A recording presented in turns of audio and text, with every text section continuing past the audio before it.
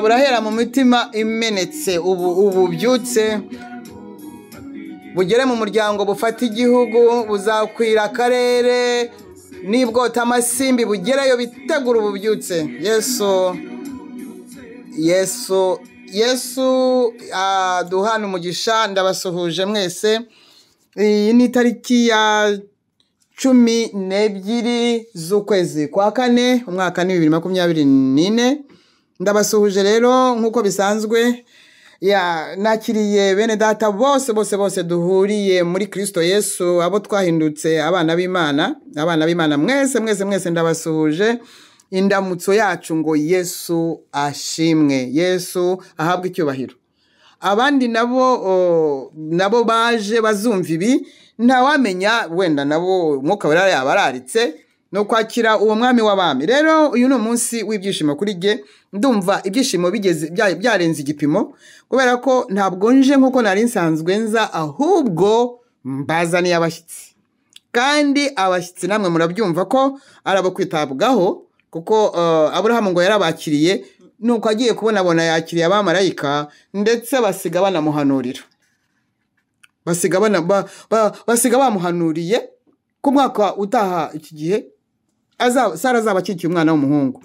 Nanjye ndizera ko uku kwakira abashyitsi biri bunsigire isezerano kandi rigomba gusohora vuba. Yewe ntiritegereze umwaka utaha. Rero dufite hano insanganyamatsiko ebyiri. Dufite mwene data ugiye kutubwira muri make itorero, ubwiza bw'itorero rya Yesu Kristo rya nyuma. Tukagira n'ubundi mwene data uri budusobanurire nawe mu magambo make, kuko nibwo bwa mbere. Insanganyamatsiko ni umuhamagaro w'umugore uhishuwe. Umuhamagaro w'umugore uhishuwe, wasobanukiwe. N'abagore rero bahishuriwe ubwiza bw'itorero rya nyuma. Aba babaye mu by'ukuri umuganura w'abahishuwe, babaye les prémices, babanjirije abandi. Ni kuvuga ngo mwumva namwe aho amavuta yabageze. Rero ndatangirana na mwene data uri butubwire ku itorero, ubwiza bw'itorero rya nyuma rya Yesu Kristo. Ni mwene data Rusi Esther F Tabita Tete 01. Esther F Tabita Tete 01. Ni amazina ateye ubwoba, namwe murimo murabyumva. Ni Tabita Tete 01 Rusi F ugiye kutuganiririza. Esther F, kubera ba Rusi ni benshi hano, ba Esther ni benshi, ba Deborah ni benshi, ba mana yanjye, ba Yayeri. Mbese murabyihanganira kuko namwe murabyumva ko ndi excited. Rero Esther F Tabita Tete 01 niwe twakiriye muri studio z'ububyutse hehe muri Afrika hagati. Ububyutse hehe muri Afrika hagati. Ububyutse studio z'ububyutse muri Afrika hagati zakiriye abagore bakataraboneka. Tugiye kumva uwa mbere ari mu tuganirize mu magambo make ku bwiza bw'itorero rya Yesu Kristo, bw'itorero rya nyuma rya Yesu Kristo, kandi turabitegereza. Mwese mukeneye kumenya iby'iryo torero. Ariko Yesu abaho umugisha mwebwe mudukunze mutwumviriza, kandi Mwuka Wera ayobore umuja wa Kristo ugiye kudusobanurira mu magambo make. Ndakwakiriye rero. Ndakwakiriye Esther F Tabita Tete 01. Karibu muri studio z'ububyutse muri Afrika. Karibu stare muri Afrika hagati. Afrika hagati. Haleluya. Amen. Murakoze cyane, ndabashimiye. Mbanje kubasuhuza mbere na mbere. Ndi n'umunezero mwinshi n'ibyishimo byinshi kuba muri studio z'ububyutse ya Afrika hagati, kuko no bwa mbere mpageze, no bwa mbere ninjiyemo. Ndi n'umunezero wo kubamwo, ndetse nkabana na mwene data uhishuwe, ndetse nkabanamo n'umukozi w'Imana.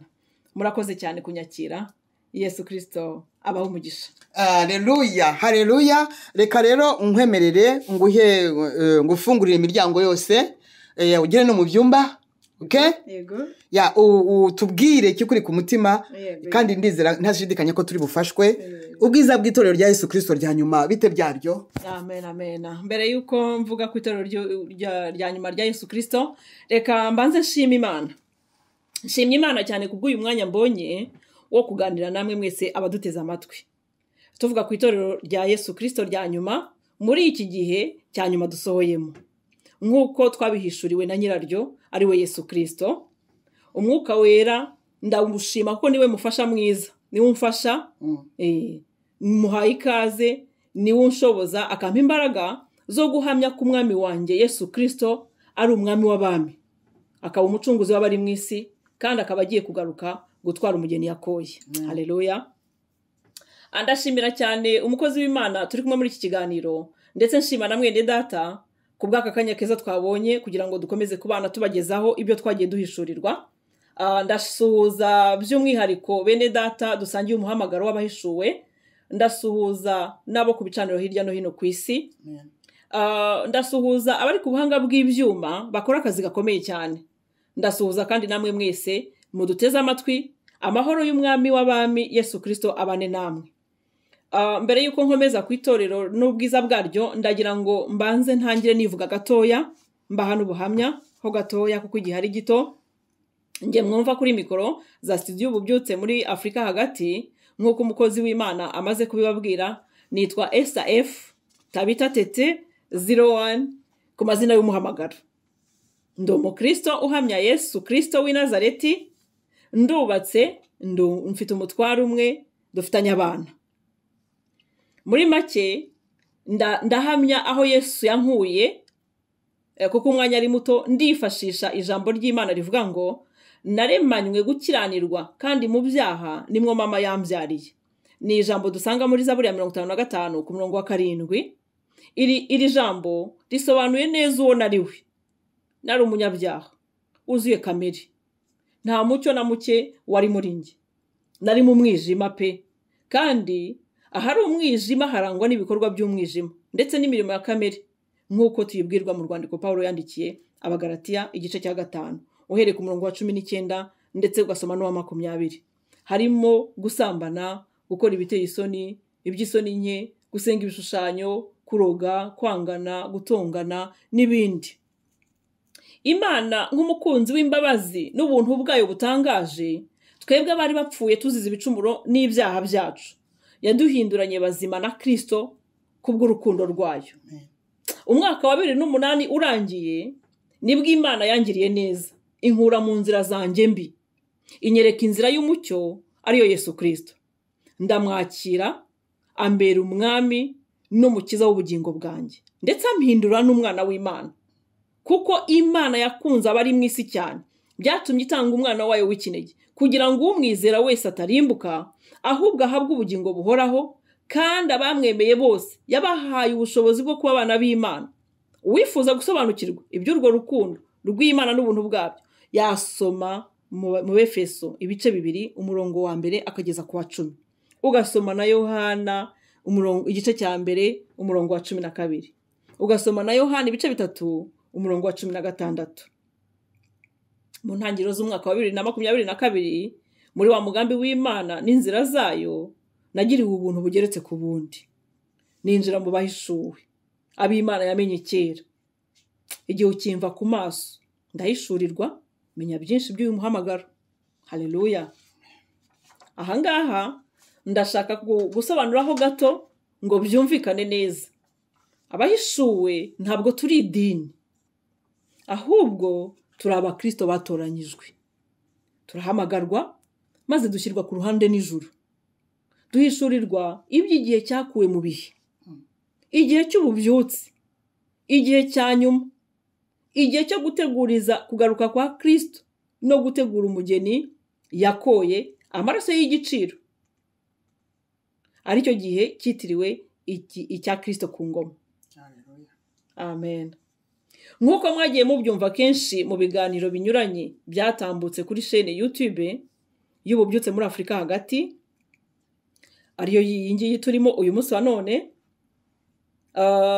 mu nsanganyamatsiko y'imiyoborere mishya mu gihugu gishya, mwagiye mugezwaho n'umukozi w'Imana mwene data Nehemiya Ezira uzwi ku mazina ya Ambasaderi Jean Marie Mbonimpa, aho asobanura muri byinshi bizavaho kwikubitiro, birimo amashyaka ya politike, birimo demokarasi, birimo amatora, amadini n'ibindi. Ibi byose bigomba kuranduranwa n'imizi bikavaho burundu, hakajyaho ubuyobozi bushya bwubaha Imana, bukubaha itorero, rigahabwa umwanya waryo naryo rikimika Kristo. Haleluya. Amen. Mu gihugu gishya gifite imiyoborere mishya, turakangurira buri wese wumva kandi akavuga ururimi rw'Ikinyarwanda n'Ikirundi, ni ukuvuga Rwanda, ni ukuvuga Burundi na Est ya Kongo, kugira ubushake, kugira umwete, kugira ishyaka se mu kugana iyi nzira imwe rukumbi yo kwimika Yesu Kristo mu mutima wa buri wese wumva ururimi. Haleluya. Kuko ariyo nzira yonyine Imana iduciriye ibonerwamo imigisha yose.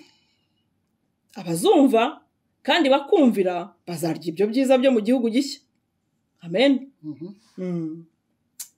Nkaba nabwira wowe utwumva cyangwa se abaduteza amatwi ndetse n'abazatwumva nyuma bose, nkaba nababwira nti nimwihane muhindukire, ibyaha byanyu bihanagurwe, ngo iminsi yo guhemburwa kwanyu ibone ukwiza ituruka ku Mwami Imana.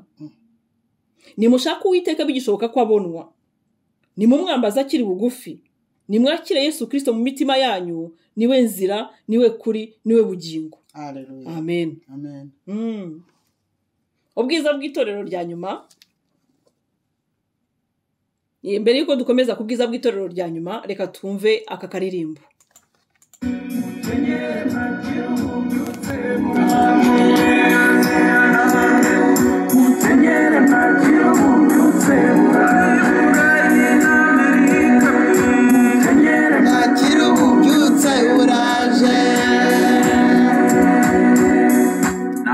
Naho torero. Gutyo. Dore ibihe byanyu birasohoye. Nyamara. Yabiye Satana atinya sha. Ukawera zaba yasutswe mu bantu. Yadusutsweho. Urugamba rw'umwuka ruhindura isura. Torero ububyutse dore bahageze. Haleluya. Yabiye byo kubarura inzira. Imitima yose ifite. Haleluya. Doraje tutwara umugeni yakoye torero. Amen. Uzahera mu mutima umenetse by'ukuri, umuryango ufata igihugu, uzafira karere na yose, ayibonipota amasimbi, mukenyere mwakira ububyutse buroje. Mukenyere ububyutse burahera mu mutima umenetse gusa, umutima umenetse ni ububyutse buri bwinjiremo. Haleluya. Haleluya. Dukomeze ku bwiza bw'itorero rero rya Yesu Kristo rya nyuma.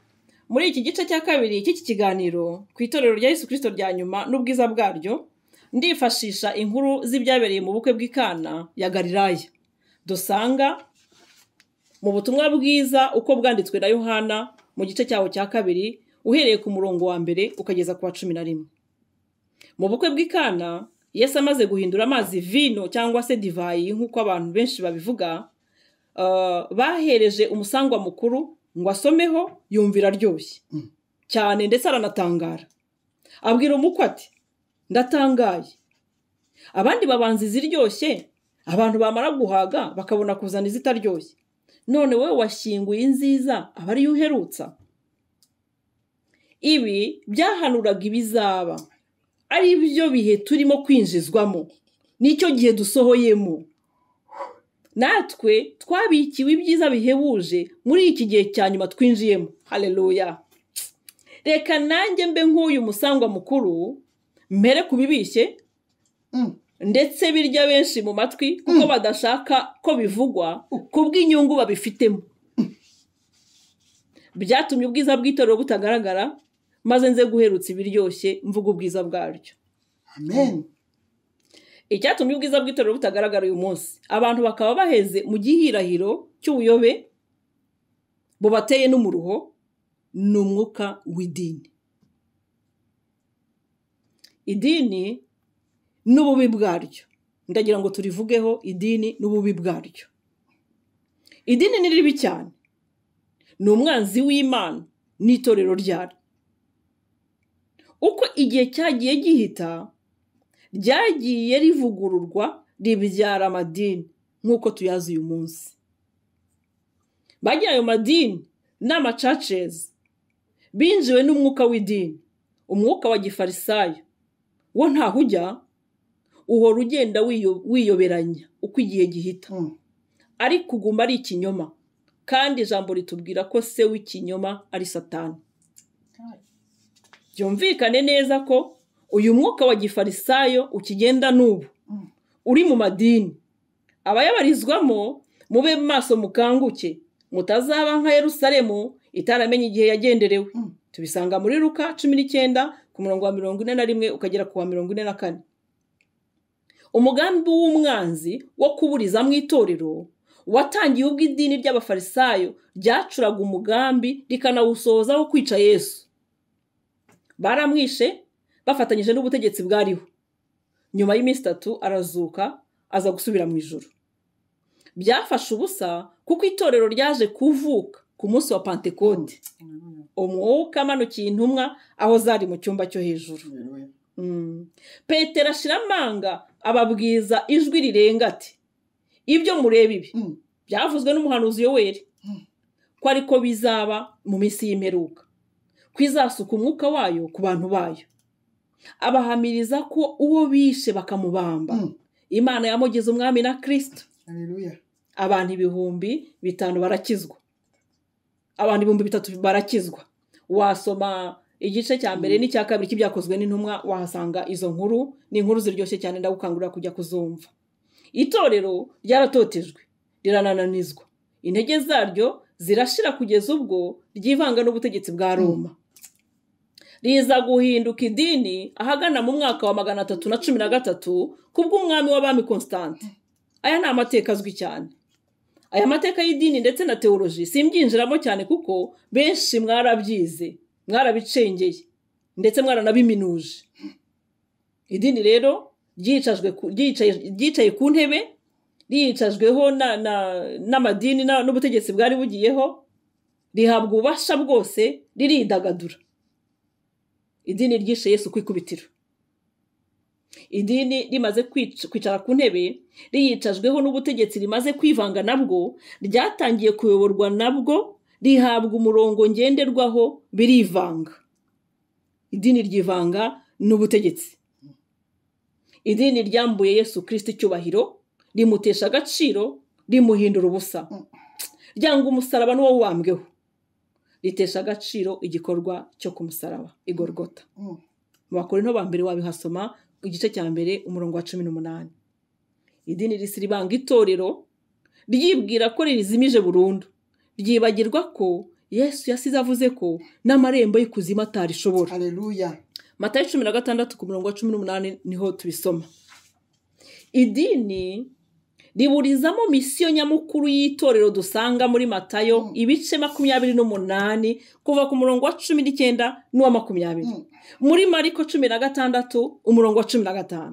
Muri Luka 24 umurongo wa 47. Yo kugenda bagahindura abantu b'amahanga yose abigishwa, bababatiza mu izina rya Data wa twese n'Umwana n'Umwuka wera, no kwitondera ibyo Yesu yasize ababwiye byose, babisimbuza kubaka amasinagogi bicaza abantu. Idini rigoreka ubutumwa bwiza bw'ubwami, ritangira gukundisha abantu isi n'ibyayo. Tubisoma muri Yohana wa mbere ibice 2 umurongo wa 15 kugeza ku wa 17. Agakiza kabonerwa muri Yesu Kristo utanga ubugingo buhoraho, kuko ari nta rindi zina munsi y'ijuru twahawe twebwe abantu dukwiriye gukirizwamo uretse irisumba yandi yose rya Yesu Kristo w'i Nazareti. Haleluya. Nk'uko tubibwirizwa mu byakozwe n'intumwa ibice 4 ku murongo wa 12. Yesu Kristo agakiza kabonerwamo bamusimbuza Yesu w'igishoro, bihimbiye utanga ibifatika akabaha amazu akabaha imodoka urubyaro viza n'ibindi ntarondoye. Idini ryica imitekerereze ya muntu aho gushaka ubwami bw'Imana no gukiranuka kwayo maze bakongererwa ibisigaye byose babatoza kwiganyira ibyo muri iyi si birashirana no kwifuza kwayo. Tubisoma muri Petero wa mbere ibice 5:7, wajya no muri Matayo 6:33, ndetse wasoma no mu Bafilipi 4:19. Reka mpiniraha kuko wavuga ububi bw'idini ntiyabuvayo bwose. Nivugire ku bwiza bw'itorero rya Yesu Kristo rya nyuma n'ubwiza bwaryo. Reka twongere twumve akaririmbo.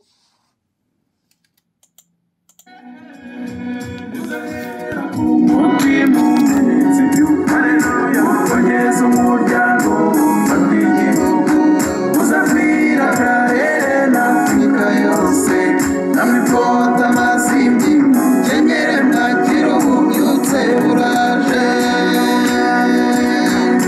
kenyere mwakira ububyutse buraje kenyere mwakira ububyutse buraje kenyere mwakira abanyarwanda n'abarundi n'abanyekongo bahishuwe mukenyere uzahera ku mutima imenetse by'ukuriwe ukongeza umuryango bufate igihugu uzakwira karere na Afurika yose namwe kota amasimbi mukenyere mwakira ububyutse buraje uzahera ku mutima imitima imenetse n'ububyutse buraje naho bicaye bufate igihugu uzakwira karere na Afurika yose namwe byose buraje. Haleluya. Itorero rya nyuma n'ubwiza bwaryo, ubu bwiza bw'itorero rya nyuma buzaruta ubw'irya mbere. Amen. Hagayi 2:9. Amen. Igihe kirageze ngo abantu batangire guhishurirwa umugambi w'Imana ku itorero rya nyuma, bamenye ko ikinyoma cy'idini cyashyizweho iherezo. Igihe kirageze ngo abantu bamenye ko ikihe cya Satani n'imikorere ye yose birangiye, bishyizweho iherezo burundu, bigomba gusezererwa. Ibi bihe dusohoyemo biragoye cyane kubwira abantu iri hishurirwa ry'ubwiza bw'itorero rya nyuma, kuko iyo tuvuze itorero abantu benshi biyumvira amadini babarizwamo kandi ntaho bihuriye. Reka tuvuge gato ku itorero, ku itandukaniro hagati y'itorero rya mbere n'itorero rya nyuma. Irya mbere, itorero rya mbere ryabwirizaga Kristo wabambwe, agapfa, agahambwa, akazuka ku munsi wa gatatu, agasubira mu ijuru ku munsi wa 40, aho yicaye iburyo bwa Data wa twese adusabira. Itorero rya nyuma ryo kuri ibyo tuvuze twongeraho ko Yesu Kristo agiye kugaruka agatwara umugeni utari w'ikizinga n'umunkanyari. Ari nayo mpamvu abakristo dusabwa guhora twezwa ngo tuzumve impanda. Iri torero rya nyuma ryo tubabwira twe ari ryo twe twahishuriwe. Iri ngiri rya nyuma ryo muri iki gihe cya nyuma, twebwe kuri ibyo twavuze haruguru, Yesu irya mbere ryabwirizaga Kristo wari wabambwe, agapfa, agahambwa, akazuka, ku munsi wa gatatu agasubira mu ijuru.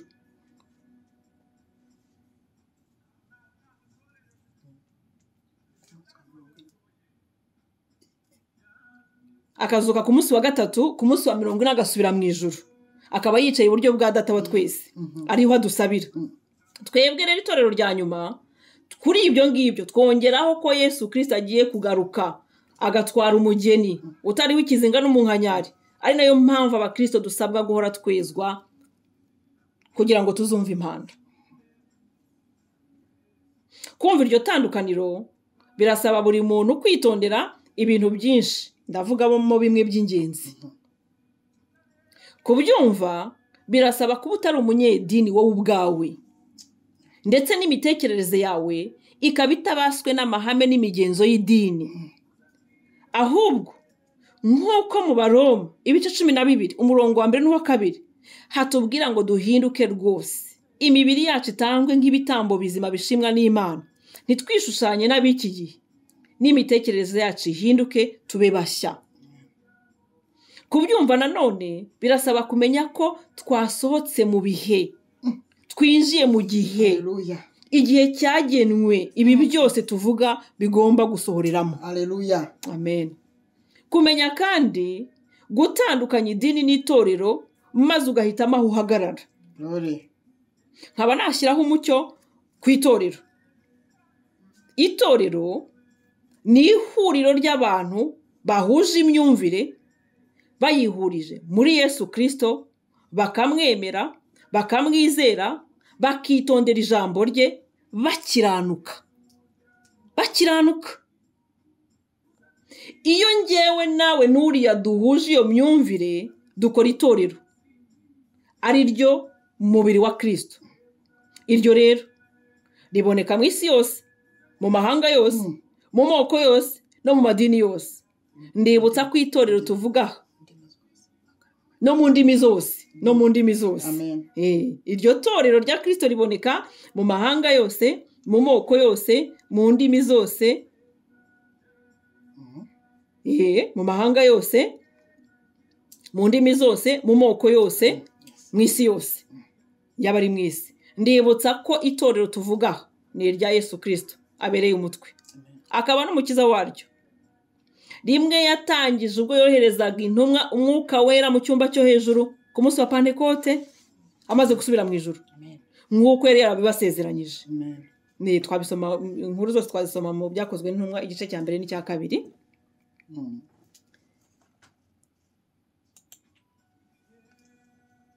Naho idini ravuga ko ari amashyirahamwe y'abantu ku giti cyabo, akaba ayoborwa n'umwuka wa Shitani ubereyeho kwica no kurimbura, akaba na se w'ibinyoma. Ndahinira aha kubw'igihe niwumva ibi ukanabyitondera ugasenga Imana, umwuka wera araguhishurira byinshi.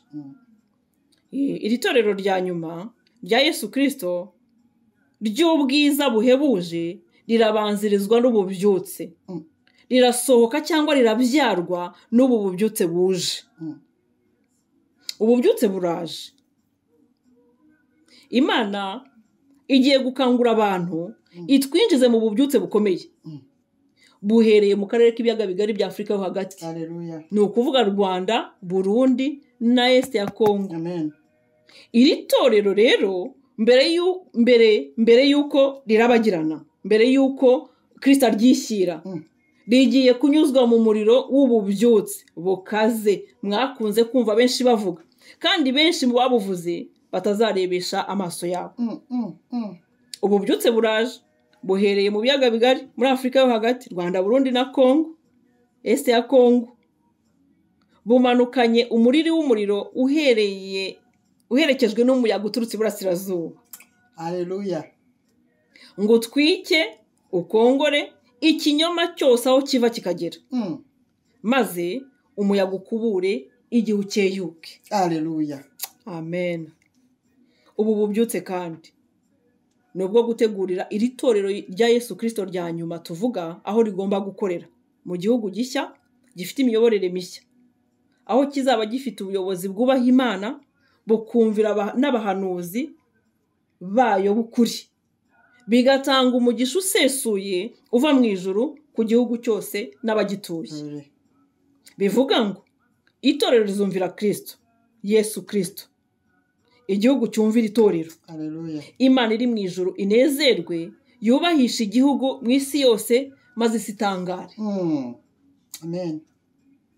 Hanyuma y'ibyo abahishuriwe ibibaye bikubite hasi, bahamagara ijuru naryo ribitabe, maze basubize itorero mu mwanya ukwiye, ryubahishe umwami waryo Yesu Kristo, nawe abinezererwe, arihindukirana imbabazi n'urukundo rwinshi, aryejesha amazi n'ijambo, arimareho ibizinga ndetse n'iminkanyari, aritunganye rwose, maze ariho ubwiza buruta ubwa mbere. Nirimara kuba iryera ritarangwaho inenge, abona ryishira. Amen, amen, amen, amen. Ni amagambo dusanga mu Befeso ibice 5 umurongo wa 26 n'uwa 27.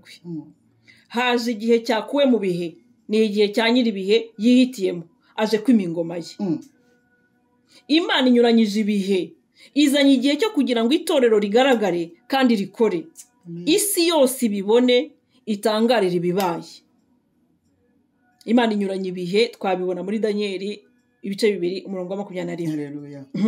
Ubu bwiza bw'itorero rya nyuma buruta ubw'irya mbere, buragaragazwa n'izi mbaraga z'umwuka wera rigiye guhabwa ngo rikoreremo.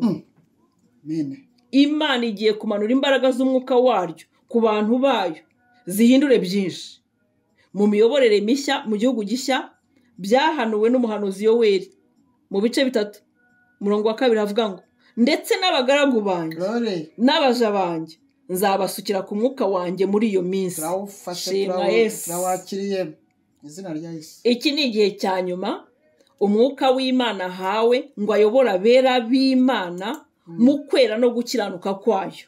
Idini ryari ryarapfukiranye, pardon.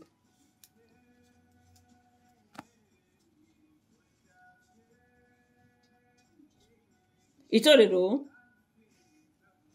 ryuzura imbaraga, itorero ryuzura imbaraga z'Imana, rigarurwe ku rufatiro rw'intumwa n'abahanuzi, abahishuwe, turagera ikirenge mu cy'intumwa,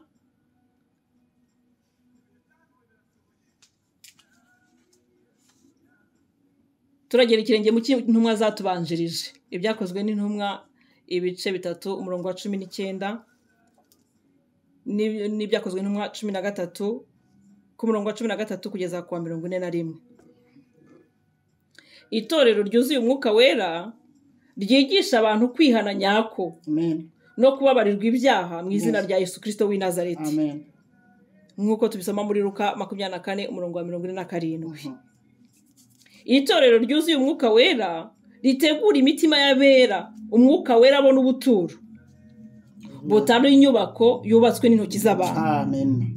Yesaya 66:1, Abakorinto ba mbere 6 umurongo wa 19. Amen. Itorero ryuzuye umwuka wera rikwira amahanga yose, rivuga ubutumwa bwiza bw'ubwami bwa Yesu Kristo w'ukuri utanga ubugingo. Amen, amen. Ni misiyo y'itorero biri muri Matayo 24:14 no mu byakozwe n'intumwa 13 umurongo wa 47. Itorero ryuzura imbaraga z'ijuru ritegura umugeni wa Yesu, ibyahishuriwe Yohana ibice 19 umurongo wa 6 n'uw'9 no ku gice cya 21 umurongo wa 9. Itorero ryuzuye imbaraga za mwuka wera ritegurize kugaruka kwa Yesu, Abatesalonike ba mbere ibice 4 umurongo wa 15 n'uwa 18. Ubwiza bw'itorero rya nyuma buruta ubw'irya mbere buzagaragazwa n'izi mbaraga z'umwuka wera zitegura umugeni Yesu yakoye, ziteguriza no kugaruka kwa Kristo. Amen. Ahangaha twavuga itandukaniro nyaryo ry'idini n'itorero, nuko itorero riyoborwa n'umwuka w'Imana, naho idini riyoborwa n'umwuka wa Shitani, ari wo mwuka w'ikinyoma. Iki gihe cyiza cy'umwami Yesu Kristo ahagurukije abahishuwe n'abandi bantu yiteguriye hirya no hino ku isi ngo abasohoreshe umugambi we ku itorero rya nyuma. Amen. Bagaragaza itandukaniro hagati y'itorero n'idini. Tugiye kubona itandukaniro ry'ukuri n'ikinyoma. Nitwe bagabo b'ibyo. Haleluya. Yes, nkuko tubibwirwa n'ubutumwa bwiza uko bwanditswe muri Luka ibice 24 umurongo wa 48. Nitwe bagabo b'ibyo. Ndagira ngo nshumbikira aha nsoma umurongo wo muri Danieli ibice 2 umurongo wa 21 uvuga ngo niyo inyuranye ibihe n'imyaka. Glory. Iki ni igihe gikuwe mu bihe Imana iduhaye umuhanuzikazi wayo Mamawamahanga Esther Murebwayire ngo imukoreshe ibidasanzwe kandi mu buryo bwihariye ngo atumenyeshe icyo Imana itwifuzaho n'umugambi wayo kuri twe. Tumwumve kandi tumwumvire ibyo atubwira, tubone kugirirwa neza n'Imana, tutaba nk'abakera batumweho Mose akababurira ntibabyiteho, umukiza yabageramo ntibabimenye kuko batumvise. Ndasoma ibyakozwe n'intumwa ibice 3 umurongo wa 22 n'uwa 23. Mose yaravuze ati, umwami Imana izabahagurukiriza umuhanuzi muri bene wanyu umeze nkanjye, nuko muzamwumvire mu byo azababwira byose. Nuko rero umuntu wese utazumvira uwo muhanuzi azarimburwa mu bantu. Ndabifuriza kumvira. Mbaye nsubikiye aha, tuzakomeza ubutaha. Waba afite ikibazo cyangwa se hari icyo adasobanukiwe muri ibi tuvuze, yakwandika anyuze ku murongo wa WhatsApp uri gutambuka hasi kuri ekara zanyu. Yesu aduhana umugisha. Subiza ijambo studio. Ijambo ni ryanyu mukozi w'Imana. Yesu abaho umugisha. Murakoze.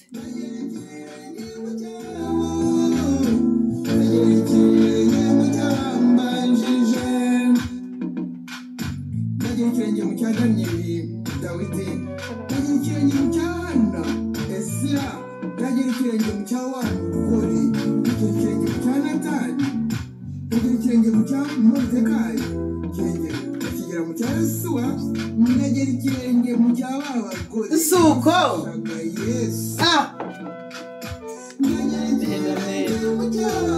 yo ndagera ikirenge mu cy'abantu banjirije, ndagera ikirenge mu cya Mariya Magdalena. Ati mwumve Yesu yazutse, natwe nimwumva agiye kugaruka. Haleluya. Yo turagera ikirenge mu cy'abantu banjirije, turagera ikirenge mu cyabo, turagera ikirenge mu cyabo, turagera ikirenge mu cyabo, turagera ikirenge mu cy'abantu banjirije. Ndagera ikirenge mu cy'izi ntwarane. Haleluya. Amen, amen.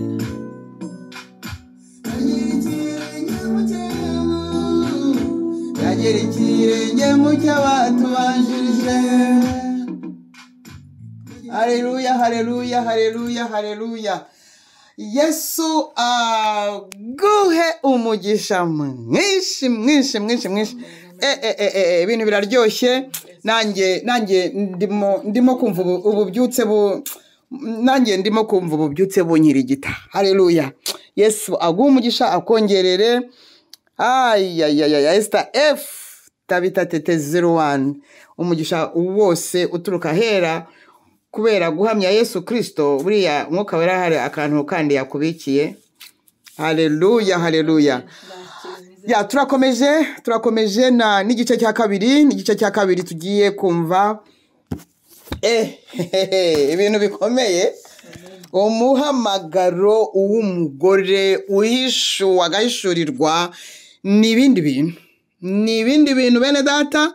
Reka mbabwire aho umugore wese ari muri isi, umugore aho ari muri isi, icyambere ukijijwe arasaba kubyumva kurusha udakijijwe, kuko abakijijwe benshi nkuko tumaze kubyumva bari mu madini yarabahumye, amiragura impano zabo, amiragura imihamagaro, arabicaza ngo bajye bareba ubahagaze imbere. Rero buri mugore wese ukijijwe wakiriye Yesu arasabwa kumva ibimureba, arasabwa kumva kugira ngo Imana imufashe ahishurwe nawe ahishurirwe icyo gukora muri iki gihe. Rero ntatinze murumva narondogoye kandi ni ngombwa kandi nakazi kanjye nta kibazo. Reka twumve uyu mugore uhishuwe agahishurirwa mu by'ukuri, kandi ndashimana ko ndi uwo nguwo. Haleluya. Tugiye kumva rero mwene data Rusibe ariwe Ezra umwanditsi. Rusibe Ezra umwanditsi niwe ugiye kutugezaho kuko nawe yahishuwe arahishurirwa, niyo mpamvu agiye kubagezaho ibyo yahishuriwe kubera ko yabanje guhishurwa. Ko none ibi ni ibiki mwakagira Imana? Karibu wahishuriwe we. Haleluya, haleluya. Yo, murakoze muyobozi, mukozi w'Imana, Mamawamahanga, kunyakira muri iyi studio y'ububyutse. Ububyutse bwahehe muri Afrika hagati. Ububyutse ngo bubera he? Muri Afrika hagati. Bugiye gutangirira he? Bwatangira umutima wanjye, bwatangira umutima yacu. Bwageze umutima wawe? Yes. None bugiye kugera he? Bugiye muri Afrika hagati. Uzakore ku isi yose. Haleluya. Amen, amen, amen, amen. Yo, n'ubuntu ngiriwe rero, ngiri ubuntu bugeretse ku bundi nkuko dukunze kwivuga. Ndabazuhuje rero mu izina ry'umwami n'umucunguzi wacu Yesu Kristo w'i Nazareti. Umwami dukorera abahundagazeho umugisha utagabanyije. Ineza ye ibigisagirane muri mwe. Amen. Njuje kandi abaduteza amatwi n'abakurikira ibiganiro bitambuka kuri iyi shene, ari abo turi kumwe kuri uyu munsi n'abazatwumva ejo n'ejo bundi. Zuhuje kandi mwene data turi kumwe Esther F Tabita 001 tete. Zuhuje kandi mwene data uri ku buhanga bw'ibyuma. Amahoro atangwa n'umwami w'amahoro abasendere. Ndasuhuza kandi by'umwihariko bene data dusangiye umuhamagaro muri ministeri y'abahishuwe. Nshima Imana kuko buruhishuwe azi impamvu ari muri uyu muhamagaro. Dore imyaka ine irashize. Visionnaire nyura umurimo ni Yesu Kristo, umwami w'abami. Yahaye viziyo uyu mukozi w'Imana wadutumiye muri studio y'ububyutse. Iyo viziyo ayitugezaho. Turayemera, turayubaha. Igihe kikaba kigeze ngo ibyo twahawe tubisangiza abandi. Umwuka wera akomeze abakoreshe umukozi w'Imana, abakoresha iby'ubutwari. Mukomeze mube ijwi ry'imbuzi. Haleluya. Nsozi indamutso n'amashimwe. Nimureke tuvuge nka Paul intumwa uko yandikiye Timoteyo. Ni Timoteyo wa mbere, igice cya mbere ku murongo wa 12. Amen. Dushimire Kristo Yesu, umwami wacu, watubashishije yuko yatekereje ko turi abo kwizerwa akatugabira umurimo we. Haleluya. Mu butumwa bw'uyu munsi rero ndabagezaho inshamake y'ubuhamya bwanjye, aho Yesu Kristo yankuye, aho ngejeje n'icyo agiye kunkoresha muri iki gihe. Ndavuga kandi mu magambo ahinnye kubera igihe gito tuba dufite ku muhamagaro w'umugore. Haleluya. Dore rero ubuhamya bwanjye aho Yesu Kristo yankuye. Nk'uko umuyobozi yabivuze atangira rero, amazina yanjye y'umuhamagaro ni Rusibe Ezra, umwanditsi. Ndi umugore mfite umutware, ndi umufasha, ndi umubyeyi mfite abana 2. Mucakarongo kuri aya mazina y'umugore cyane ku izina umufasha. Tuzayagarukaho birambuye mu biganiro byacu bizakurikira. Ndi umukristo, nakiriye Yesu Kristo nk'umwami n'umucunguzi wanjye. Nabatijwe mu mazi menshi, mva mu isi y'umwijima njya mu isi y'umucyo. Ubu mbeshejeho no kwizera Yesu Kristo. Haleluya. Aka gakiza kabonerwa muri Kristo Yesu. Nagahawe nyuma y'imyaka myinshi nakwitiye uruzerero. Navukiye nkurira mba mu idini gatolika. Nakurikije imihango yose isabwa mu Kristo. Nabaye mu miryango ishamikiye ku idini. Yewe naririmbye no muri korari. Nari mfite ishyaka rwose. Umva nashoboraga kureka byose aho gusiba misa. Icyo navuga aha nuko nta Bibiliya nasomaga ku giti cyanjye. Nta gusenga ku giti cyanjye. byose byaberaga muri rusange mu kiliziya kandi nkumva ko umurimo wanjye w'umukristo urangiriye aho sinarinzi ibyo gukiranirwa no gukiranuka ntabeshye numvaga ko ndi umukristo wujuje ibyangombwa ariko ko naremewe kuzajya mu ijuru sinkamenye ko ubwami bw'Imana buharanirwa ab'ibyihare bakaba ari bo babukokana ibi ngibi mwabisoma muri Matayo igice cya 11 umurongo wa 12 aha nagira ngo mbwire abanyumva bakiri mu madini iki kintu cyo kwitonderwa umukristo udasoma ijambo ngo ari minini ntahishurirwa Imana y'ukuri n'iki mushakaho navuga ko hari ukuri atamenya kandi urisoma ntarishyire mu bikorwa ntirimuhindure nta mumaro ijambo ry'Imana ni uguhozaho ni ukuminina ubundi ryamera nka ya mbuto yaguye mu butaka bwiza rikaguka tugahishurirwa dufashijwe n'umwuka wera reka turebe icyo Bibiliya ivuga ku mumaro w'ijambo ry'Imana nk'uko dusoma mu rwandiko rwa 2 Pawulo yandikiye Timoteyo igice cya 3 umurongo wa 16 n'uwa 17 dasoma mu izina rya Yesu ibyanditswe byera byose byahumetswe n'Imana kandi bigira umumaro wo kwigisha umuntu no kumwemeza ibyaha bye no mu kumutunganya no kumuhanira gukiranuka kugira ngo umuntu w'Imana abe ashyitse afite ibimukwiriye byose ngo akore imirimo myiza yose haleluya ngiryo ijambo rero kandi ijambo ni Yesu Kristo amen navuga ko kuba ntarasomye ijambo ry'Imana muri iyo myaka namaze mu idini gatolika ari igihombo kinini uretse ko Imana yo nyiri bihe yabonye ko igihe cyari kigeze iramvunjira igihombo igihinduramo imigisha yari yaragennye igihe cyayo n'inzira izanyuzamo kugira ngo isohoze umugambi wayo kuri jye erega ibyo nibwira si byo mwibwira kandi inzira zanyu si zimwe n'izanjye ni ijambo dusoma muri Yesaya 55 umurongo wa 8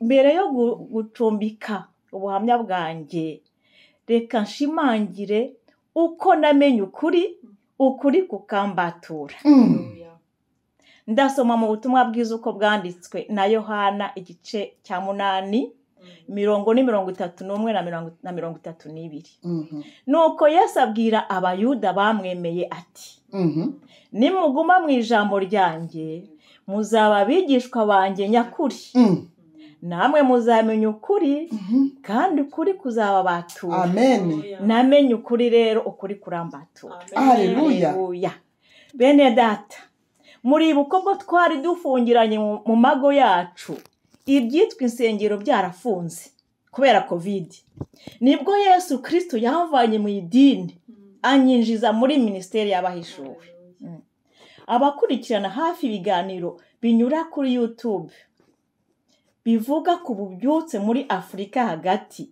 n'imiyoborere mishya mu gihugu gishya ari ibitangwa n'umuja wa Yesu Kristo Esther Murebwayire turiye kumwe muri studio bubyutse ndetse n'umugaragu wa Yesu Kristo w'i Nazareti mwene data Nehemiya Ezira bita ambasaderi Mbonimpa Jean Marie bagiye bakomoza ku bahishuwe sinshidikanya kuba abenshi mu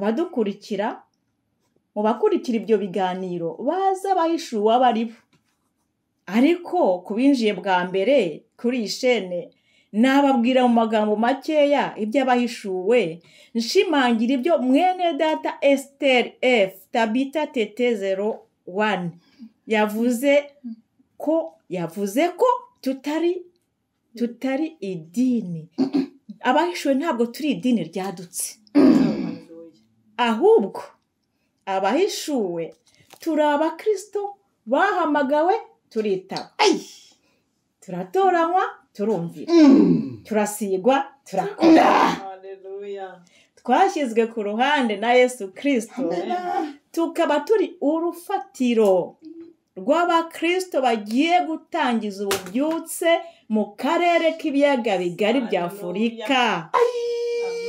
Twahishuriwe kandi by'itorero rya nyuma rya Yesu Kristo ritegura ukugaruka kwe. Twitwa abahishuwe nubwo tutarahishurwa neza ariko mu minsi mikeya turahishurwa dukorera Yesu Kristo ku mugaragaro. Twamwimitse mu mitima yacu none tugiye kumugaragariza isi yose. Haleluya. Mukozi w'Imana Mamawamahanga, reka nibutse abaduteze amatwi ko ari mwe mwatangije ministeri y'abahishuwe mushingiye ku mayerekwa n'amahishurirwa mwagiye muhabwa n'ijuru kuva muhamagawe na Yesu Kristo mu mwaka w'1996 ubwo Yesu Kristo yabibwiriraga ubwe ko azabakoresha ibintu bidasanzwe mu buryo budasanzwe. Haleluya. Mbere yo gukomeza nimureke twumve iyi ndirimbo. Dawidi yagirikiranye mu cyana Ezra yagirikiranye mu cyawa Umugore yagirikiranye mu cya Natani yagirikiranye mu cya Murebwayire kigera mu cya Yesuwa yagirikiranye mu cya abagore bafashaga Yesu yagirikiranye icyuma cya Togosa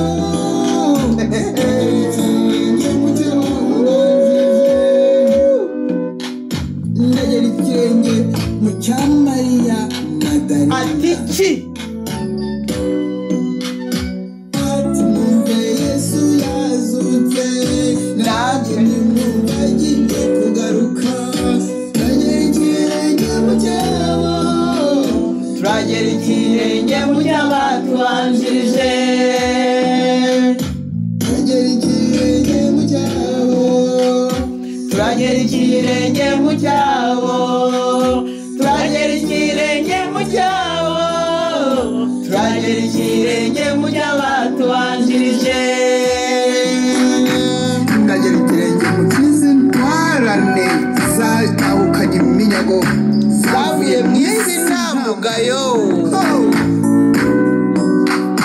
turagera ikirenge mu cyabo turagera ikirenge mu cy'abatubanjirije turagera ikirenge mu cyabo turagera ikirenge mu cyabo turagera ikirenge mu cyabo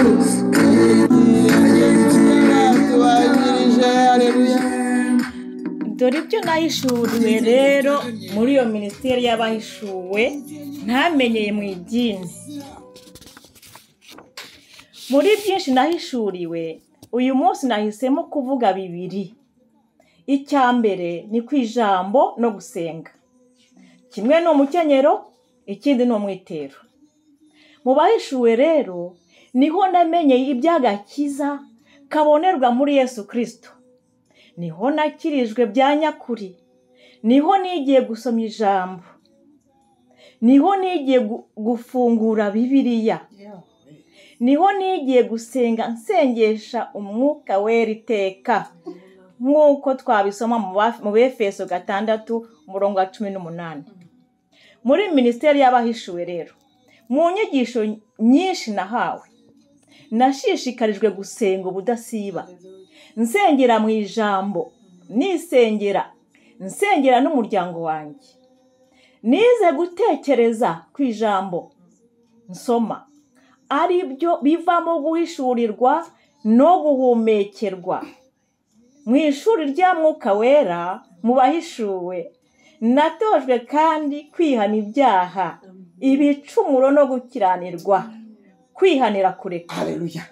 Nagiriye ubuntu bwo gusobanukirwa ko umuntu atihana gusa ibyaha bya gatozi, ko ahubwo agomba kwihana n'ibyaha rusange nk'ibishingiye ku moko no ku nkomoko, tutibagiwe na za karande z'imiryango no kwitandukanya n'ibisekuruza n'ibindi byose byateza imivumo mu miryango. Intego y'ibyo ikaba kumaramaza. Haleluya. Ndashima Umwuka Wera wambereye kandi ukomeje kumbera umufasha, umwarimu, umuyobozi mukuru muri byose. Haleluya. Nkaba nsabira n'umugisha umukozi w'Imana Mamawamahanga. Uyu mubyeyi afite uburyo budasanzwe bwo gukundisha ijambo, cyane cyane ku muntu uba uvuye mu idini ritajya rishishikariza abayoboke baryo gusoma ijambo ry'Imana ku giti cyabo. Aba bene data bavuye mu idini, abo twari kumwe hari icyo babyumviseho. Haleluya. Ibi byose rero ni ibidutegura, ari jyewe, ari bene data, abahishuwe, kuzakora umurimo twahamagariwe n'umwami wacu Yesu Kristo. Nk'uko nabivuze hejuru, harimo guteguriza kugaruka kwe no kumuhesha icyubahiro yambuwe n'amadini y'abiyitirira izina rye ku nyungu zabo. Turagomba kuba bashya kuko tugiye gukoreshwa ibishya. Icya kabiri nahishuriwe. Ihishurirwa ku mugore. Umugore ni umufasha. Umugore ni umufasha, ni umugore mukakanaka, ni umubyeyi. Umugore afite umwanya mu mutima w'Imana. Dufite umwanya mu mutima w'Imana, Imana Data. Umugore afitanye igihango na Yesu Kristo. Umugore afite ubusabane na Mwuka Wera. Ari mu mugambi w'Imana kandi agiye gukoreshwa ibidasanzwe kuko nawe ntasanzwe. Iyo dusoma ibyanditswe byera, turabona neza ko umugore yahawe inshingano na Data wa twese mbere y'uko aremwa. Yari mu bitekerezo by'Imana. Umuhamagaro wo Imana yari ufite mu mutima wayo, iwuhishura agaragara mu irema. Mureke turebe mu ijambo ry'Imana uko nko mu itangiriro turebe ijambo ry'Imana icyo rivuga ku mugore no ku muhamagaro we. Mu itangiriro igice cya mbere ni umurongo wa 26 na 27. Imana iravuga iti, tureme umuntu agira ishusho yacu ase natwe, batwara amafi yo mu nyanja. Hano duca akarongo kuri batware, mu bwinshi batware. Imana irema umuntu ngo agire ishusho yayo. Afite ishusho y'Imana niko yamuremye. Umugabo n'umugore niko yabaremye. Reka tujye mu itangiriro 2 umurongo wa 18. Kandi Uwiteka Imana iravuga iti, si byiza ko uyu muntu aba wenyine, reka muremere umufasha umukwiriye. Hano nanone naciye akarongo ku ijambo umufasha. Reka dusimbukire ku murongo wa 22 na 23 mu itangiriro 2. Urwo rubavu Uwiteka Imana yakuye muri uwo muntu iruhindura umugore, imushyira uwo muntu. Aravuga ati, uyu ni umufasha, uyu ni igufwa ryo mu magufa yanjye, n'akara ko mu mara yanjye. Azitwa umugore kuko yakuwe mu mugabo. Nanone duca akarongo ku ijambo umugore. Dusomye muri Timoteyo wa mbere igice cya 2 umurongo wa 15. Nyamara abagore bazakizwa mu ibyaro. Hano hajemo umubyeyi. Nibakomeza kwizera, bakagira urukundo no kwera, bakirinda. Hano duca akarongo ku ijambo umubyeyi. Dukusanyije ibyo dusomye, turabona ibintu 4. Icya mbere, Jambo yaremye umugabo n'umugore bafite ishusho yayo kandi bareshya mu mwuka, kandi bombi batwara. Umufasha nawe aratwara. Mu bifatika, umugabo atandukanye n'umugore.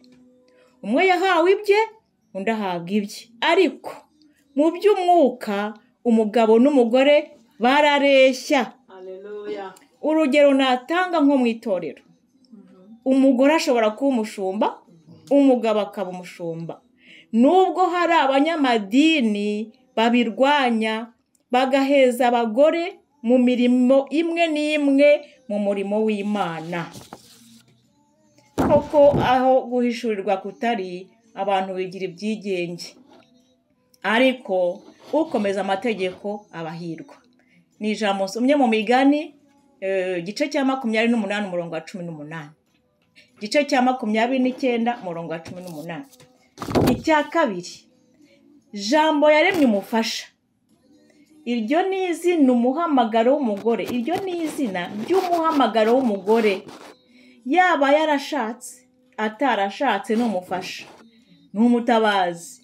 Hano umufasha mu gifaransa bavuga aide, ni umufasha w'umugabo we mu bana, afasha mu bana, agafasha no hanze muri sosiyete. Ni umufasha muri byose. Ariko umwanzi Satani yivanze mu muhamagaro w'umugore. Bamwe bumva ko ubufasha ari ubucakara, umufasha ari umucakara. Siko bimeze. Ni umufasha kuko afite ibyo afashisha, afite imbaraga, afite ubutunzi n'ubwiru muri we. Niko Uwiteka yamuremye. Mwuka Wera azadufasha tugende twaguka turushaho guhishurirwa uko tuzagenda tuganira kuri iyi topiki. Kandi nabakangurira gusubira muri ariya magambo twasomye, mukagenda muyasoma arambuye mugasobanukirwa. Haleluya. Icya gatatu, umugabo yise izina amwise umugore kuko yakuwe mu mugabo, ni mukakanaka. Umugabo niwe wahaye izina umugore, n'ubwo umugore aba umugore kubera wa kanaka. Yego. Icya kane, umugore azakizwa mu ibyara. Nka hano hejuru turavuga ni umubyeyi. Umubyeyi kuko abyara abantu, ni umubyeyi w'abantu bose, abantu bari ku isi yose babyawe n'umugore. Kandi umugore igitangaje kandi gihebuje, Imana ni yanyuze ku mugore abyara umucunguzi. Amen. Haleluya. Haleluya. Amen. Amen. Amen. Amen. Haleluya. Amina. Amen. Amen. Amen. Amen. Amen. Amen. Amen. Amen. Amen. Haleluya. Haleluya. Esther, Haleluya. babiri, Haleluya. Eliya na Elisa. Haleluya. BW'ITORERO, Hagayi, Elizabeti, Nehemiya na Gideon.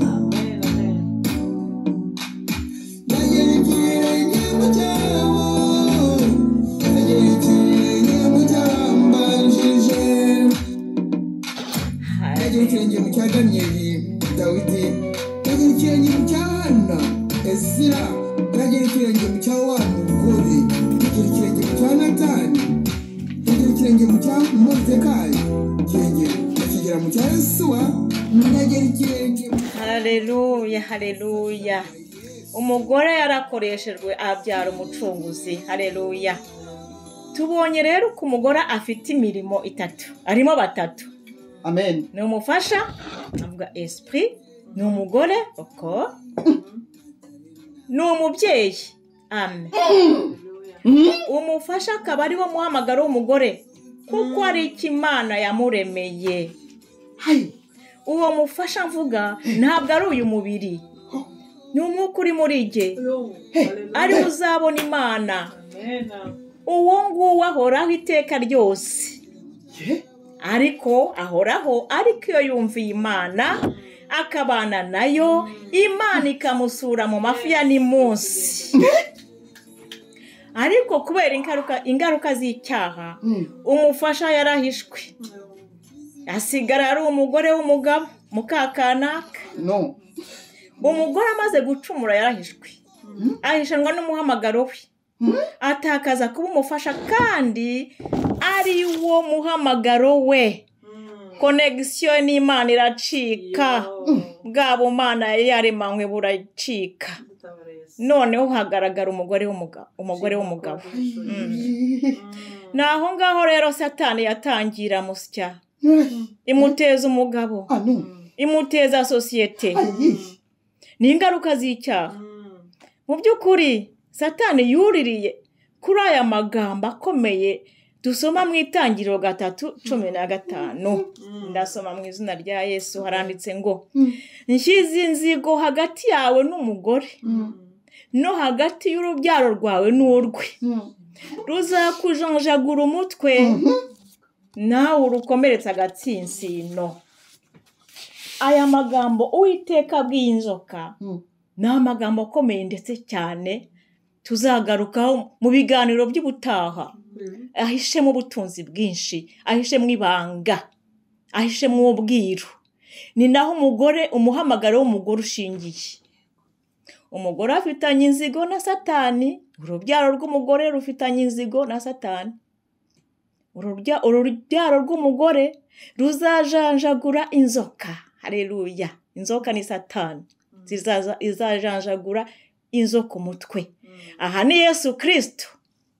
Nawe ni urubyaro rw'umugore. Yatsinze Satani ku mugaragaro. Amen, amen.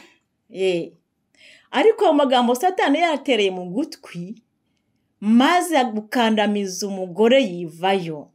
Ariko niduhumure. Umugore ntiyaheranwe n'umwanzi. Yasubijwe agaciro ndetse ku buryo butangaje. Amen, amen. Imana ntiyatwibagiye abagore. Kuko yagiye ihagurutsa abagore ibahishura mu bihe bitandukanye ikabakoresha mu kurengera ubwoko bwayo no kuyihesha icyubahiro. Amen. Data wa twese yakoresheje umugore muri kiriya gihe. Yesu nawe umukoresha mu gihe cye. Akorana nabo mu gihe yari ku isi. Yego, hari ingero dusanga muri Bibiliya.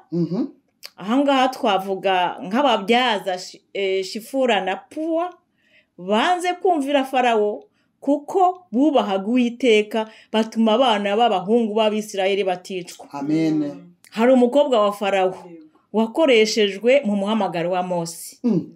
Ibi ngibi twabisoma mu Kuva. Twavuga na Miriyamu. Miriyamu ni mushiki wa Mose.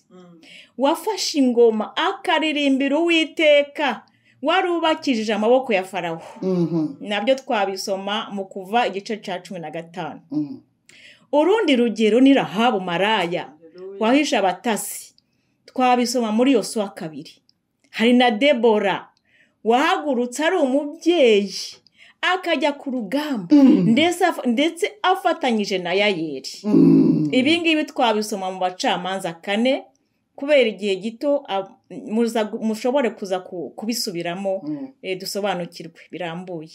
Reka mvuga ndetse n'umwamikazi Esther watumye abayuda batabarwa bari baciriweho iteka ryo kurimburwa mu gihugu cy'ubuperesi bwa Asuwerusi. Nabyo tubisoma mu gitabo cya Esther. Haleluya. Aho hari mu isezerano rya kera. Naho mu isezerano rishya twavuga abagore bafashaga Yesu Kristo. Tusoma muri Luka 8. Twavuga umunyasamariyakazi muri Yohana 4.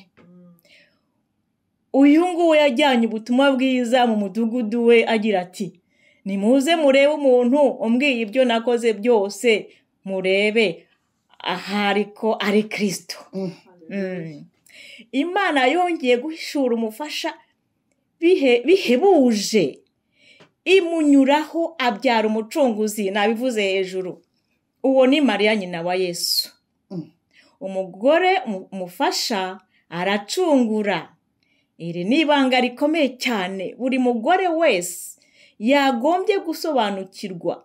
Ni icyizere kirenze kuba Imana yarakoresheje umugore mu gucungura isi. Haleluya, amen. Imana yarimanukiye yihishurira umugore. Haleluya. Ibya Mariya Madarena byo birahebuje. Yesu yamwiyeretse akizuka amuhana misiyo yo kwamamaza inkuru nziza y'izuka rye. Suko. Haleluya. Yesu koko afitanye igihango n'umugore. Icyama buri mugore wese agasobanukirwa agaciro afite imbere y'Imana hari byinshi byahinduka.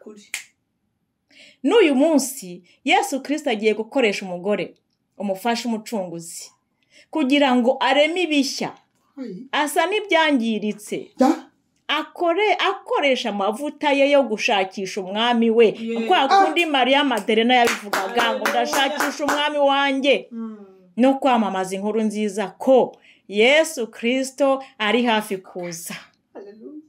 Uwo mugore wo muri iki gihe ni wowe ni jyewe. Haleluya. Wowe wisobanukiwe uzi neza icyo ugiye gukoreshwa mu gihe nk'iki, cyangwa nawe wumvise ubutumwa ukaba wiyemeje gushaka umwami wawe Yesu Kristo w'i Nazareti kugira ngo akubere umwami n'umucunguzi wawe. Ni wowe witeguye gukoreshwa nk'umufasha uyobowe n'Umwuka Wera, kuko we tunahuje umuhamagaro. Turakorana, turi kumwe kandi turi bamwe, kuko dufite byinshi duhuriyeho twembi, turabafasha. Nacyo ni igihango. Amen. Amen. Amen. Amen. Amen. Ndangiza rero nkagira ngo mbwire we mugore, we mubyeyi, ko igihe ari iki ngo uhishurirwe icyo waremewe. Umenye umuhamagaro wawe muri iki gihe cyakuwe mu bihe, ukoreshwe mu bubyutse no mu itorero rya nyuma ritegura umugeni wa Kristo. Ese uri umufasha? Ni iki cyo gukora kugira ngo bumufasha? Imana iradushaka nk'uko yaturemye kugira ngo idukoreshe icyo yaturemeye. Kubera iyo mpamvu twite ku by'umwuka, twite ku ijambo, gukiranuka, kwihana ku gato no ku kanini, twanga icyaha runuka, tumaramaze. Niduhinduka uko Imana ibishaka, turasubirana ubufasha, tube bazima, nibwo tuzahabwa imbaraga. Umugore acomekane n'Imana yongera asubirane ubufasha bwe, izina rye ry'umuhamagaro yongera risubirane, yinjire mu muhamagaro we wo gufasha nyabyo, nk'uko byanditswe mu Itangiriro 2:18. Mu by'ukuri turasabwa kuba muri Yesu na Yesu akatubamo. Turasabwa kwezwa no gukiranuka no kwera imbuto z'Umwuka Wera dusanga mu Bagalatiya 5:22-23, ndetse twasoma no muri Petero wa mbere igice cya mbere umurongo wa 14 na 15. Ngana ku musozo nababwira ko mu biganiro byacu bikurikira tuzajya tuganira birambuye ku by'umugore agomba kuzuza kugira ngo bamufashe, ibyo umufasha ahamagarirwa gukora, cyangwa uko agomba kwifata kugira ngo asohoze umugambi w'Imana, kugira ngo agarurire umwami wacu Yesu Kristo icyubahiro yambuwe n'abiyitirira izina rye ku nyungu zabo. Tuzaganira kandi ku myuka mibi Satani akomeje kwinjiza mu bantu agamije gusenya imiryango ndetse n'itorero, nka gahunda zo kuringaniza imbyaro, uburinganire bw'umugabo n'umugore, hariyo myuka twise imyuka ya Beijing n'ibindi. Turabararitse ntimuzacikwe. Murakoze mwese abaduteze amatwi, bagore, babyeyi, bafasha. Murakoze mukozi w'Imana kuba mwanyakiriye muri studio y'ububyutse. Ineza y'umwami wacu Yesu Kristo n'urukundo rw'Imana Data n'ubusabane kuri Mwuka Wera bihorane namwe mwese. Amen. Amen. Mukozi w'Imana, ijambo ni iryanyu.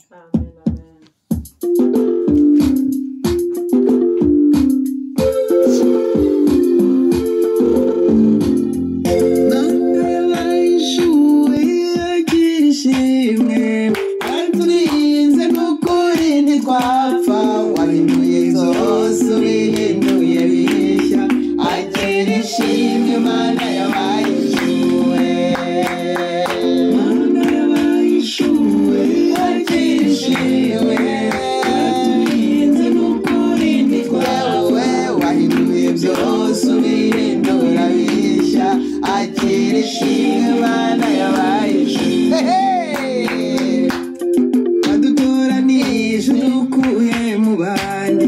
adukuye kure yo mu madini azura turinda rugore ntitwapfa akira ishimwe mana y'abahishuwe mana y'abahishuwe akira ishimwe aturinze mu kuri ntitwapfa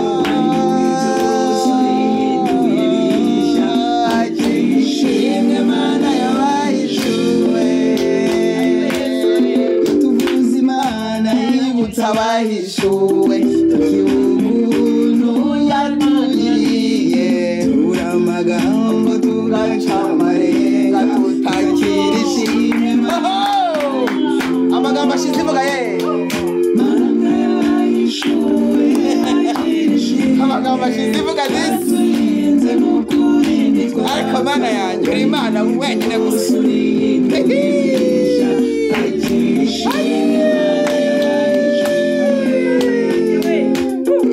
ineza yawe ntitwayirondora ni wowe mana ishumbusha udushumbushishe ibyo satani yatwibye yongeye nishize akababaro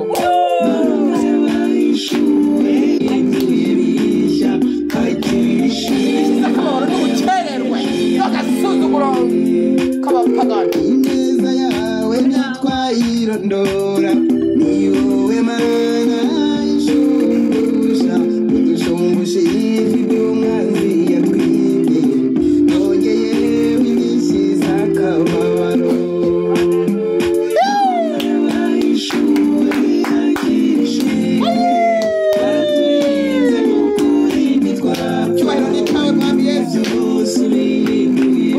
mukawera ukomeza akazi muri twe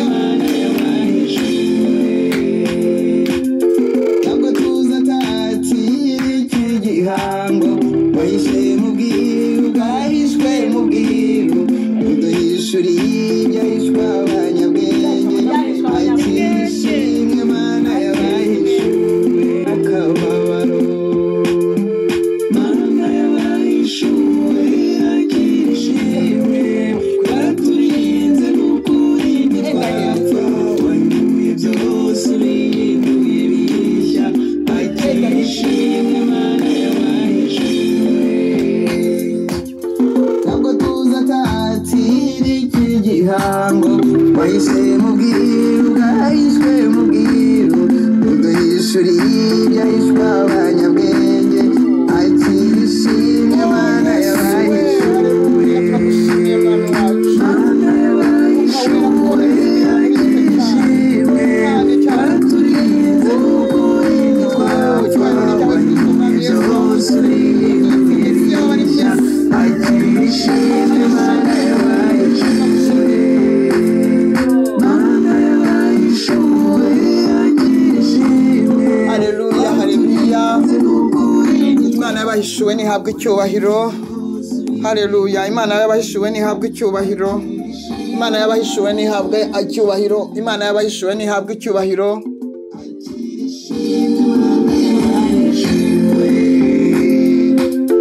wahinduye byose ubihinduye bishya wahinduye byose ubihinduye bishya ongeyeho n'indishyi z'akababaro ongeyeho n'ubukererwe mana wahinduye byose ubihinduye bishya wahinduye byose ubihinduye bishya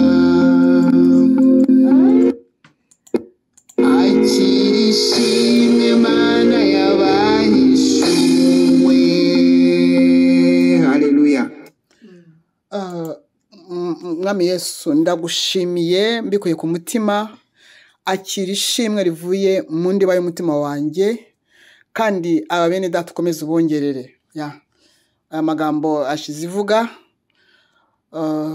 mwuka wera komeza imirimo muri twe kandi Imana data aho iri mu ntebe yayo y'icyubahiro mu bwiza yihaye kuko yibeshejeho yumve ko uyu munsi duhamirije umwana wayo w'ikinege Yesu Kristo ariwe mwami wacu kandi Mwuka Wera yumve ko tumushimye kubw'imirimo itangaje akomeje gukorera muri twe.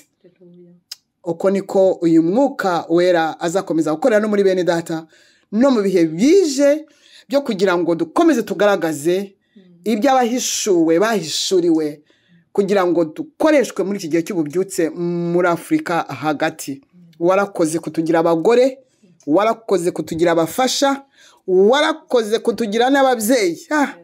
Mwami Yesu, nawe uru rubyaro rw'umugore, haleluya, ibyo ni ibyirato byacu muri wowe. Izina ryawe dukomeje kurishyira hejuru. Haleluya, haleluya, haleluya. Amen. Bene data rero turashoje, Imana ibaha umugisha. Ubwo butaha muzatanga gahunda kugira ngo tuzayikurikize. Imana ikomeze ibongerere n'ukuri. Iri ni itangiriro ry'ibindi bikomeye kandi turabitegereje nabyo. N'abandi bene data nabo bari mu nzira. Haleluya, kuko twaherewe ubuntu tugomba gutangira ubundi. Siko biri? Twaherewe ubuntu tugomba gutangira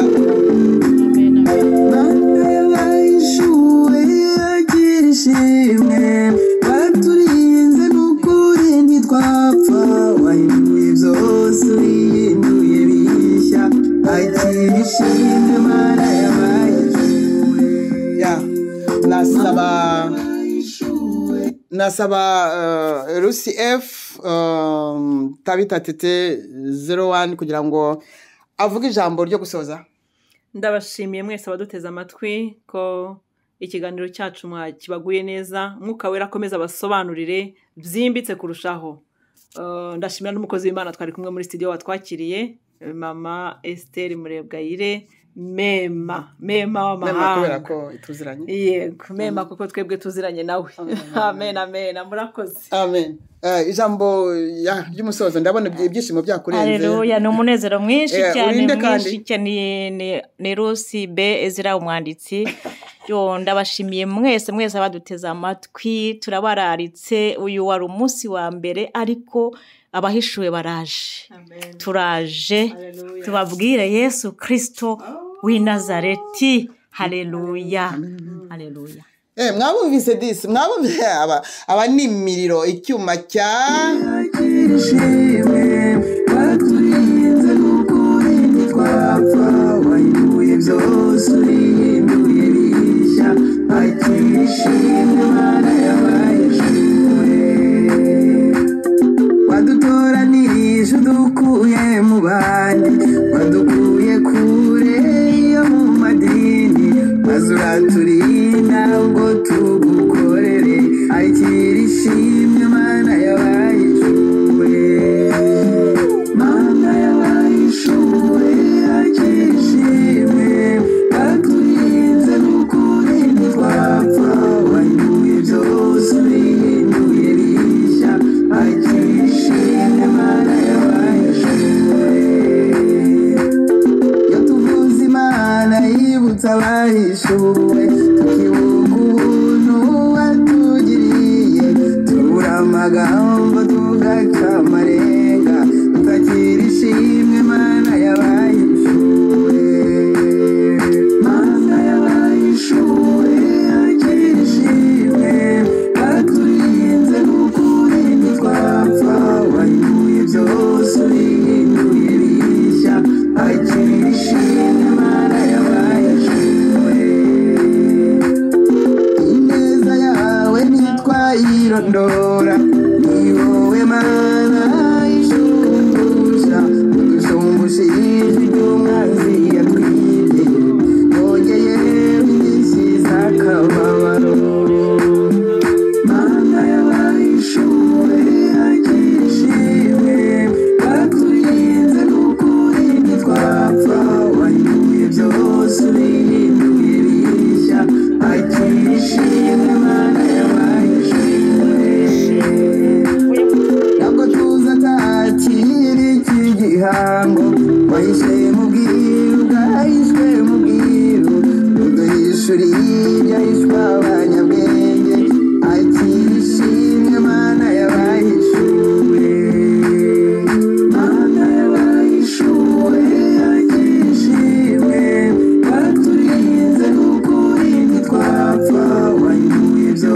Yesu ni